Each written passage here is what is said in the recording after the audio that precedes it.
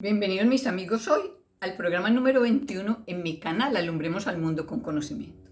Doy comienzo como siempre con una reflexión, hoy sobre la plegaria, oración o rezo, como desees llamarla, la cual es la llave que abre las profundidades ocultas de la sabiduría. Cuando oras, te pones en condición de subordinación legítima, en total transparencia, reconociendo humildemente tus debilidades.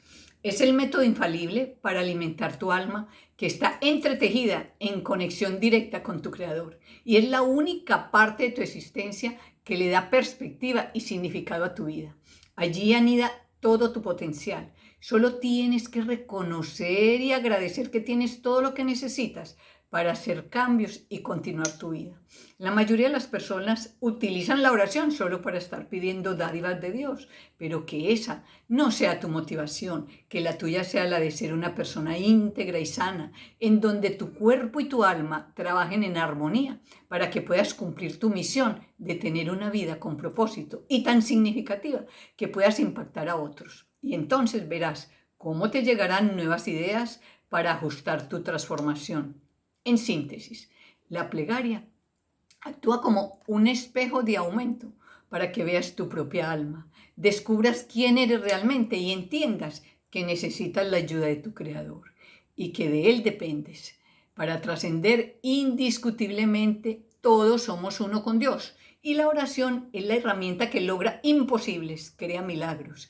Es el pincel del hombre en el arte de la vida, es el arma de defensa en las luchas cotidianas y es el medio por el cual puedes llegar a adquirir poderes misteriosos y sobrenaturales.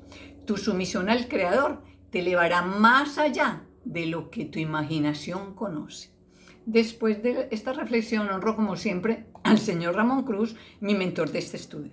Continúo con el tema cómo se relaciona el Nuevo Testamento con el Antiguo Testamento, con los subtemas cuya finalidad es establecer y esclarecer la verdad. El tema de hoy es sobre el bautismo. Para empezar, aclaro que en ninguna parte del Antiguo Testamento se menciona el término bautismo. Ese método fue establecido como costumbre de la Iglesia Católica, de gran peso para ellos y por ende para sus seguidores, los cristianos, ya que al parecer la autoridad de la Iglesia pesa más que lo establecido por Dios. Pero en el Nuevo Testamento, para justificar su validez, tomaron ciertos versículos del Antiguo Testamento que en verdad están tan sacados del contexto que es demasiado fácil comprobar que los usaron simplemente como sofismas distractores para darle validez a una simple costumbre religiosa. Veámoslo. En 1 Corintios 10, 1 al 4 dice: no quiero que ignoréis, hermanos, que nuestros padres estuvieron todos bajo la nube y todos atravesaron el mar y todos fueron bautizados en Moisés por la nube y el mar. Y todos bebieron la misma bebida espiritual, pues bebían de la roca espiritual que les seguía. Y la roca era Cristo. En Hechos 10:4, ¿acaso puede alguien negar el agua para que sean bautizados? Observa las tergiversaciones tan absurdas que Pablo, como autor de Corintios, hizo del hecho que ocurrió cuando Dios hizo atravesar al pueblo de Israel el mar y los guió en el desierto con una nube.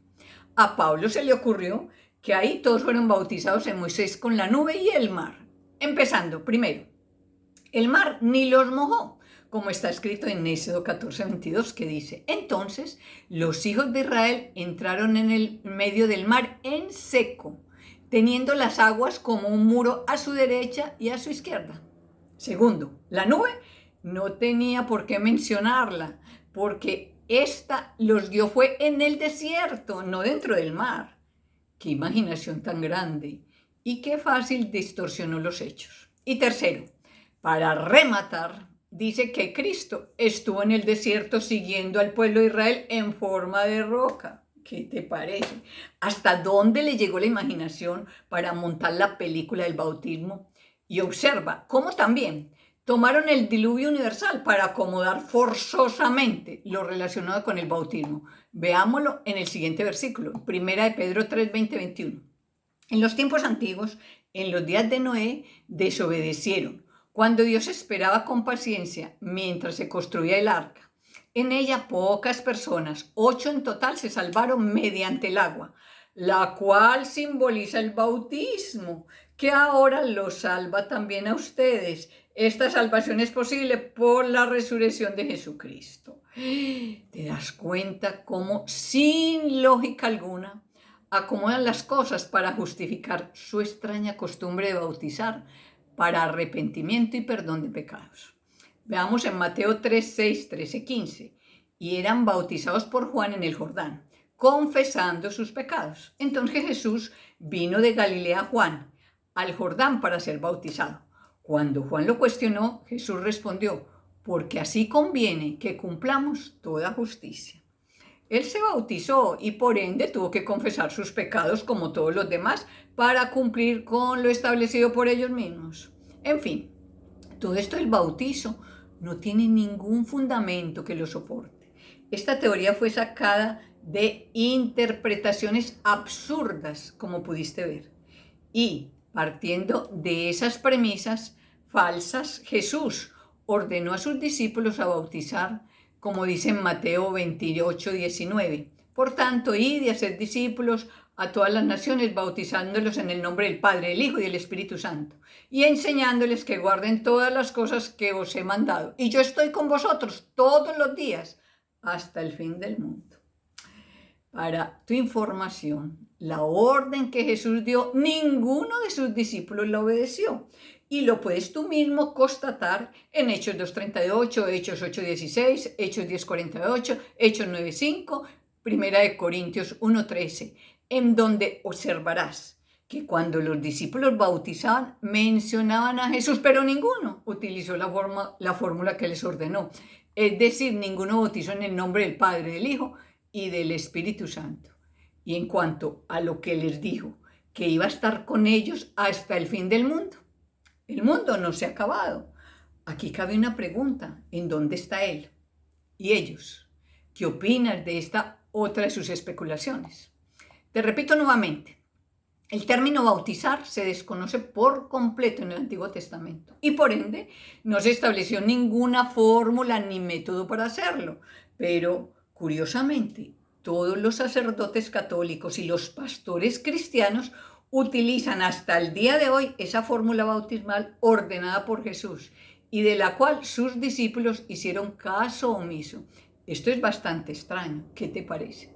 Con relación a Juan el Bautista, quiero hacer la siguiente acotación para que reflexiones. En Lucas 1:44 dice que Juan reconoció a Jesús desde que estaba en el vientre de su madre. En Juan 1:29, al otro día de bautizar a Jesús, Juan lo reconoció como el Cordero de Dios que quita los pecados del mundo. Pero observa cómo, extrañamente, más tarde, cuando Juan estaba en la cárcel, ya no lo reconoce. Veamos en Lucas 7:19. Y llamando Juan a 2 de sus discípulos, los envió a Jesús diciendo: ¿eres tú el que ha de venir o esperamos a otro? No sé tú, pero yo sí me quedo muy desconcertada. En verdad, quedan muchísimas interrogantes, pues al parecer Juan ya ni sabía quién era Jesús. Él mismo se dio cuenta que estaba promocionando al que no era. Te dejo todo este material para que lo consultes. No se trata de creer, se trata de saber. Descúbrelo tú. Finalizo diciéndote: agradece y enfócate en el poder que tienes de compartir con otros lo que tienes, ya que lo que posees se te dio en custodia, confiando en tu generosidad y en tu fidelidad de dar y de no recibir, para que te repercutiera indefectiblemente en tu propia compensación, ya que cuando te desprendes de algo en favor de otro, verás la multiplicación de lo dado. Es una ecuación simple de abundancia que llenará tus arcas. Te convertirás en una especie de mina inagotable en donde nunca verás carencia, tú ni los que te rodean.